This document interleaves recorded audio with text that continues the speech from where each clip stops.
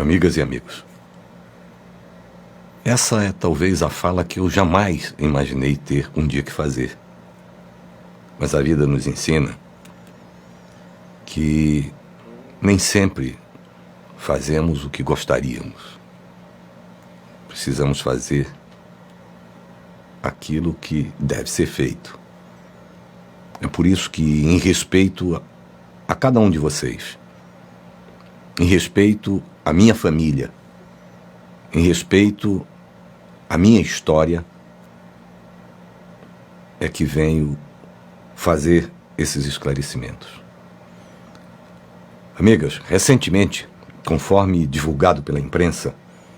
órgãos de fiscalização e controle do governo federal fizeram uma grande operação em vários estados e no Distrito Federal, buscando identificar ilegalidades, irregularidades, desvios no pagamento e utilização da compensação financeira pela exploração de recursos minerais, a CEFEM, que é conhecida também como royalty da mineração. Para aqueles que não sabem, a CEFEM é uma contribuição recolhida pelas empresas mineradoras para a União, que, por sua vez, tem a responsabilidade de fiscalizar esses pagamentos e realizar a sua distribuição entre estados, Distrito Federal e municípios mineradores. Assim como governador, considerando que nenhum órgão ou secretaria de Estado foi sequer citada ou está envolvida na operação, eu tenho pouco a dizer,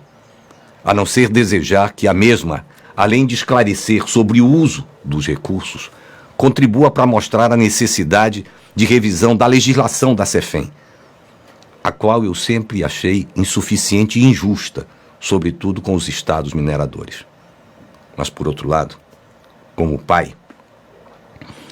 eu não posso deixar, já de início, de registrar a profunda dor e estranheza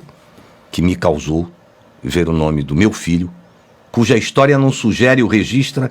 qualquer desvio de conduta, figurar na referida operação. Preocupado em ser justo e não fugir à verdade, fiz questão, inclusive, de ler centenas de páginas para constatar que meu filho Alberto é mencionado poucas vezes e de forma absolutamente superficial, como se mostrará adiante. Amigas e amigos, ao tempo que os anos se sucedem nas nossas vidas, frequentemente avançamos na sensação de que já vivemos quase tudo e nada nos surpreende. Lê do engano. A experiência vivida esses poucos dias tem o sabor, ou mais propriamente o amargor, de algo inimaginável. Inimaginável, sobretudo, para um pai que por tantas vezes se privou do convívio familiar, simplesmente por pretender ser servidor público. Servidor público sem adjetivos, por entender que qualquer adjetivo de qualidade já deve integrar a própria condição e opção de servir ao público. Assim, aos 48 anos de vida pública, nada fiz que me envergonhasse. E isso os paraenses sabem. Apesar da ensandecida, truculenta e escandalosa campanha para denegrir minha imagem e da minha família, que o império de comunicação do grupo chefiado pelos Barbários, nacionalmente conhecido pelo seu comportamento ético e moral, faz todos os dias, cotidianamente, demonstrando, inclusive, o quanto é socialmente perigoso e nefasto o controle de veículos de comunicação nas mãos de políticos que os usam sem escrúpulos para enganar a população, visando apenas alcançar o poder. Tenho que reconhecer que foi o poder e as práticas desse tipo político que nos trouxe a esses tempos estranhos. Tempos estranhos no qual a presunção da inocência, que é um princípio básico para a vida em sociedade, vem sendo transformada em presunção de culpa, contribuindo para que o tecido social cada vez mais se transforme numa massa disforme e intolerante, que tudo banaliza e coloca no mesmo cardápio a ser devorado comportamentos, histórias, valores e vidas totalmente diferentes, desde que atendam à necessidade antropofágica da ocasião. Foi o comportamento desses políticos que desqualificaram a política, forjando fortunas inexplicáveis, que deram motivação a uma espécie de quase histeria que se vive atualmente e que exige a destruição de reputações e execração pública, como se fosse catarse necessária a nos livrar da lama daqueles que, sem poder limpar suas histórias, tentam manchar a de outros, especialmente se esses não se curvam aos seus caprichos e vilanias. Com o tempo aprendi a ver a adversidade na vida pública como um preço a ser pago por nossas crenças. Para mim, particularmente, como consequência natural do fantástico e inabalável direito de amar e defender essa terra, que foi e é a base da minha família, meus amigos, meus sonhos, enfim, da minha vida. Talvez por isso, o misto de tanto sofrimento e repulsa. Amigas e amigas, sem qualquer antecedente criminal, tendo família constituída, endereço fixo e definido, e histórico pessoal e familiar irreparável, meu filho Alberto teve pedido de prisão temporária decretada pelo fato de terem sido identificados 2 depósitos feitos por alguém sob investigação nas contas de 2 empresas das quais sequer é o sócio administrador. Assim, o que poderia ter sido facilmente esclarecido como uma intimação para depoimento perante a autoridade policial, uma vez que os depósitos se referiam a 2 contratos assinados entre os postos e a pessoa investigada, foi transformada em prisão, com todas as consequências familiares, sociais, psicológicas, enfim, de qualquer ato de privação de liberdade. Por outro lado, vale a pena mencionar um trecho da peça policial de acusação,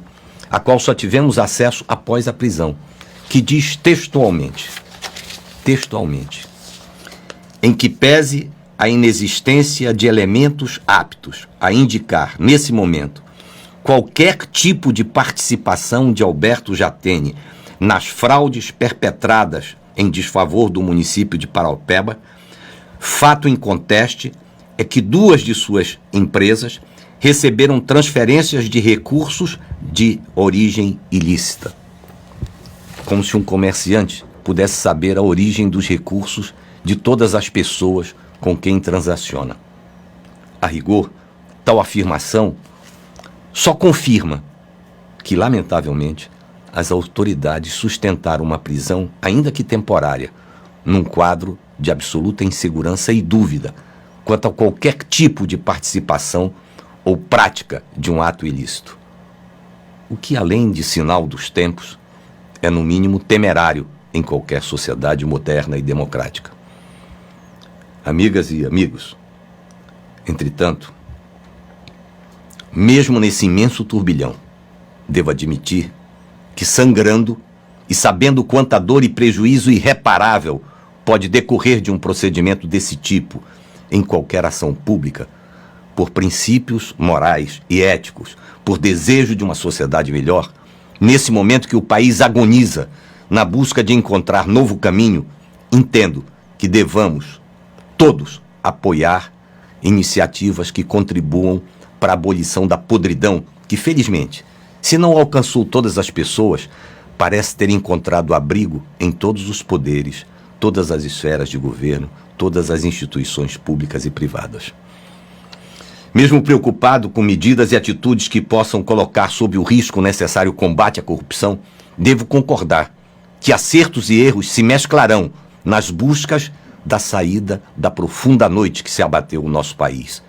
por ação e omissão de todos nós, mas inegavelmente por um protagonismo defeituoso e delituoso da velha política e suas teias, que, sejamos francos, não se manifesta nem se resume apenas aos políticos e infesta uma sociedade que teima em valorizar a esperteza em detrimento da sabedoria, a riqueza em detrimento da felicidade.